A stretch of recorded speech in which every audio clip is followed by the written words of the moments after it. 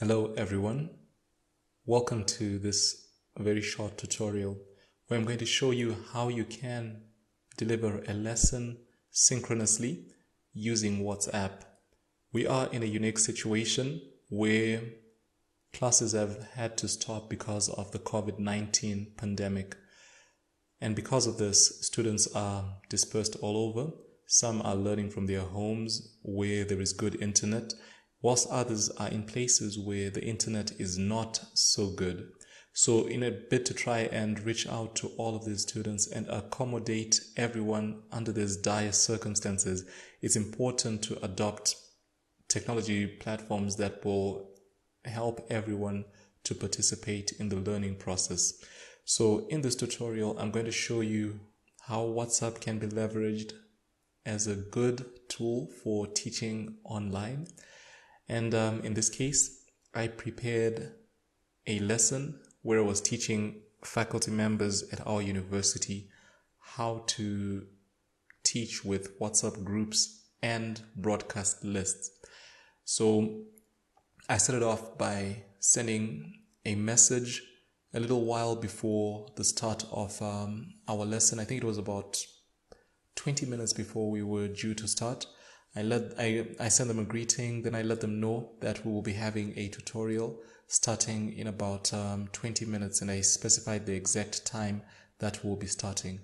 This is important because it prepares students for the lecture. When you have regular lecture periods, it actually would be better. This one was impromptu, and that's why you see it started that late.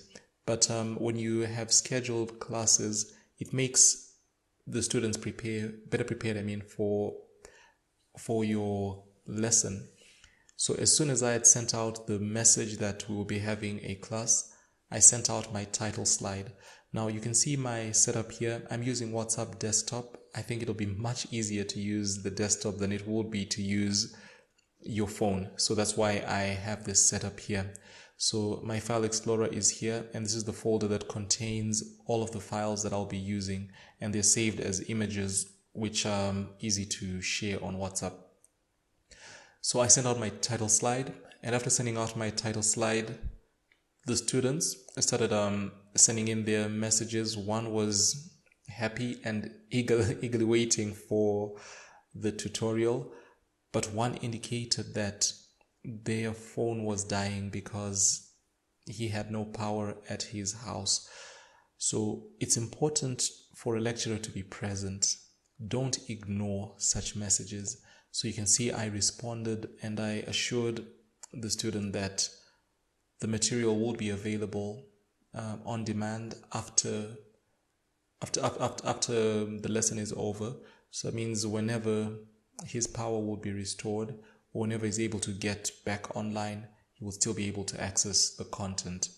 So a little while before the start of the lesson, this was just 3 minutes before the start of the lesson, I sent out another slide showing them the ground rules that we would be using for that lesson. It's important to have ground rules because they help set the platform and orient the students as to what is expected of them as they go through the lesson. Now in this case, I told them to avoid chatting as I was presenting, and if they had any questions, they would reserve them for the Q&A session so they know the right time to do so. And I also asked them to respect other participants and keep a warm atmosphere. The times are tough and people can easily get irritable when another student asks what is perceived by another as a silly question. They can react, and these things make for a very bad atmosphere in the group, and we do not want any such negativity because we want everyone to benefit from the lesson. So it's important to put those ground rules there. And as soon as the time was up, I recorded a short audio message and I sent it out to the class. To do so, you can click on the microphone icon here and you'll be able to record the message. Then after recording the welcome message, I then sent them the lesson outline, which was also followed by another short recorded message. You can see it was only 26 seconds long. And after that, the next slide accompanied with its audio narration as well. Now, one thing that I did not know, and one thing that you may experience, is that technology glitches will happen. As I was recording all these audio messages, they were actually not going through to the students. For some reason, my computer was not recording any sound. So one student broke the rules, but it was good because they were letting me know that there was no sound.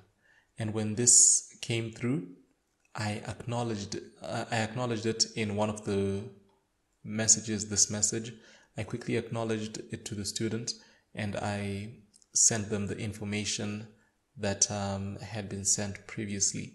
So this is important. Create an atmosphere that allows the students to be free to let you know that something is wrong. In this case, I think for future lessons, I might have to adjust my ground rules to encourage the students to contact me even during the lesson when things are not going on well. So that saved a whole lesson. You can imagine if I had not known, it would have gone by and students would not even have had any sound. So it was good that this came through. And what happened is, when I realized that there was no sound, instead of recording with the mic on the desktop version of WhatsApp, I switched to using the microphone on my phone. So I was now recording through my phone. Since my phone was also close by, I just used that for the audio recordings, and it worked well. So we continued with the setup, and as can be expected, there are some students who will break the rules. Some were sending thank you messages during the lesson. It's to be expected, but do not let that derail you. Just continue with the lecture and try to keep a positive atmosphere. Then I wanted to share with them a video that will show them how to create a group. Now, I found a very good tutorial on YouTube, and I converted this to a GIF because GIFs tend to have lower file sizes than videos. And in this case, the GIF was looking quite good. So I decided I'll just go ahead with that instead of sending the larger video. In your case, you may find that sending videos might make more sense because it's not all videos that can easily be converted to GIFs. This one was a very short 20-second tutorial, but in your case, it might be a longer video that you need to share. So I will show you in another tutorial how you can optimize your videos for sharing on WhatsApp so that they can also be received by people with low bandwidth. So after this, we continued with our lesson and we got to the Q&A session. So when we got to the Q&A session, I recorded a very short narration letting them know that it was now the time for them to contribute, ask any questions that they might have. And you can see they were now starting to send their feedback, and questions were also coming through. And we had a good 10 minutes or so of interaction before we finally wrapped up the lesson. I had promised them that the lesson would be 30 minutes long, and it lasted 30 minutes exactly. So at 9 o'clock, I sent them a short message letting them know that this was the end of the lesson, and I sent my last slide as well. Then I sent them handouts of the presentation. One handout was a PDF, whilst the other was a PowerPoint. The reason why I sent out 2 of these documents was the PDF would help those who, for whatever reason, might not have been able to access the pictures that I was sending. So this PDF would have all of them in one document. Then the PowerPoint, I sent it to them because it would allow them to edit the file and create lessons of their own using that. My students were faculty members, but in your case, it may not be necessary to send a PowerPoint. The PDF might just suffice. And once that was done, we ended our lesson. So this is an example of a lesson that was delivered in a synchronous manner where students were participating.